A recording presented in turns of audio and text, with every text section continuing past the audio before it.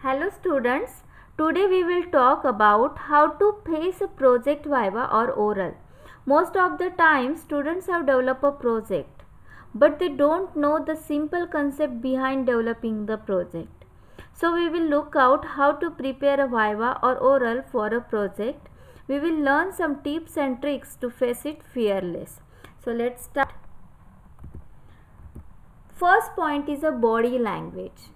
जब भी हम एक्सटर्नल के सामने जाते हैं तो हमारी बॉडी लैंग्वेज जो है वो प्रॉपर होनी चाहिए. प्रॉपर मीन्स व्हाट, हम कॉन्फिडेंट दिखने चाहिए. हमारा जो ड्रेसिंग सेंस है वो प्रॉपर होना चाहिए. हमारी हेयर स्टाइल जो है वो प्रॉपर होनी चाहिए. सो ये सब चीज़ें जब भी हम एक एक्सटर्नल वाइवा को फेस करते हैं तो मैटर करती है. तो फर्स्ट थिंग है हमारा body language which should be proper. उसके बाद नेक्स्ट जो है वो है introduce yourself and your group member. जब भी आप प्रोजेक्ट बनाते हैं तो मे बी आपके ग्रुप मेंबर्स भी होंगे या आप ही होगे. ओके, सो अगर आप अकेले हैं तो इंट्रोड्यूस यूर सेल्फ. अगर आपके साथ आपके ग्रुप मेंबर्स हैं तो उनको भी आपको क्या करना है, इंट्रोड्यूस करवाना है. Third thing is that about your project. आपका प्रोजेक्ट क्या है, it should be simple to understand. कैसे बताना है आपने कि आपका प्रोजेक्ट क्या है, कि it should be in a simple language. So what is your project, your purpose of your project, to whom it is useful. Okay, so ये सब चीज़ें आपको बतानी है at the time of a project. Then after that आपको अभी जब भी हम प्रोजेक्ट डेवलप करते हैं तो प्रोजेक्ट डेवलप करते समय there are some steps to develop the project. तो ये जो प्रोजेक्ट डेवलपमेंट लाइफ साइकिल रहती है, जैसे अगर आप कंप्यूटर के हैं तो उसमें सॉफ्टवेयर डेवलपमेंट लाइफ साइकिल रहती है, और अगर आप अदर स्ट्रीम्स के हैं, अदर डिपार्टमेंट के हैं तो उसमें आपको प्रोजेक्ट डेवलपमेंट लाइफ साइकिल रहती है. तो उसके जो स्टेप्स है वो आपको पता होने चाहिए. कोई भी प्रोजेक्ट हम जब भी डेवलप करते हैं तो सबसे पहली स्टेप जो रहती है वो रहती है रिक्वायरमेंट एंड एनालिसिस. हम डायरेक्टली तो प्रोजेक्ट नहीं बनाते हैं, तो पहले हमें क्या करना है कि we have to know that what is requirement, what is analysis. तो ये स्टेप्स आपको पता होनी चाहिए कि रिक्वायरमेंट क्या है, एनालिसिस आपने कैसे किया है, वो रिक्वायरमेंट पे आपने स्टडी कैसे किया है, और उसके बाद आपने क्या किया है.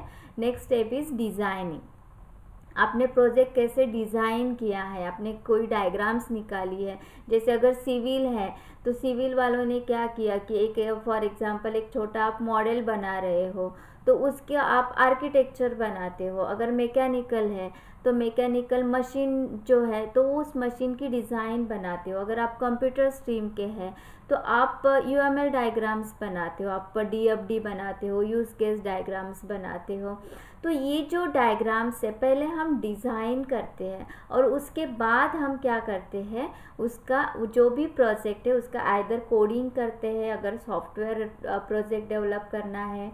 मैकेनिकल और अदर स्ट्रीम का तो मैन्युफैक्चरिंग करते हैं, सिविल का है तो कंस्ट्रक्टिंग करते हैं. ये सब जो है ये स्टेप्स आपको पता होनी चाहिए और it should be in one proper sequence.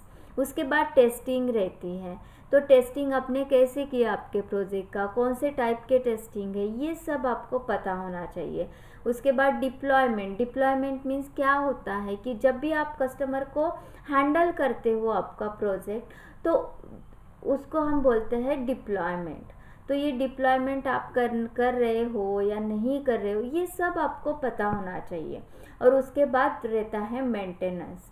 जैसे हम कोई भी प्रोजेक्ट बनाते हैं तो उसका सम टाइम्स के बाद उसका मेंटेनेंस रहता है. ओके, जैसे हम अभी घर हमने बनाया है तो उसका भी मेंटेनेंस रहता है. आफ्टर 5 years कहीं पे लीकेज आ जाता है. अगर हमने सॉफ्टवेयर प्रोजेक्ट बनाया है तो कभी कभी आफ्टर 6 month वो हैंग हो जाता है, तो इसके लिए हमें मेंटेनेंस देना रहता है.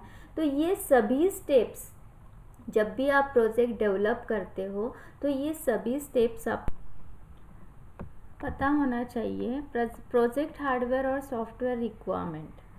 अभी प्रोजेक्ट हार्डवेयर और सॉफ्टवेयर रिक्वायरमेंट में क्या है कि आप कौन सा प्रोजेक्ट हार्डवेयर यूज़ कर रहे हो।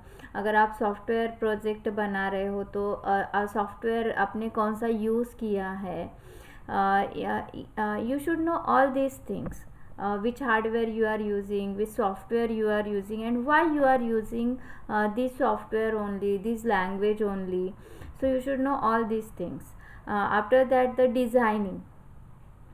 सो डिज़ाइनिंग जब भी हम डिज़ाइन करते हैं तो हम नंबर ऑफ़ डायग्राम्स डिज़ाइन करते हैं। जैसे मैकेनिकल इंजीनियर है, उनको कुछ मशीनरीज़ बनानी है तो वो सबसे पहले डिज़ाइंस बनाएंगे। सिविल है तो वो आर्किटेक्चर डायग्राम्स बनाएंगे। और कंप्यूटर्स कोडिंग रिलेटेड है तो वो UML डायग्राम्स बनाएंगे, जैसे उसमें यूज़ केस डायग्राम रहती है, DFD डायग्राम्स रहती है। So what are the purposes of that diagram? Why are you designing that diagram? What is the need of that diagram?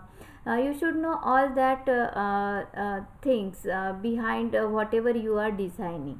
तो आपको वो सब चीज़ें पता होनी चाहिए कि आपने क्यों यही डायग्राम्स डिज़ाइन की है।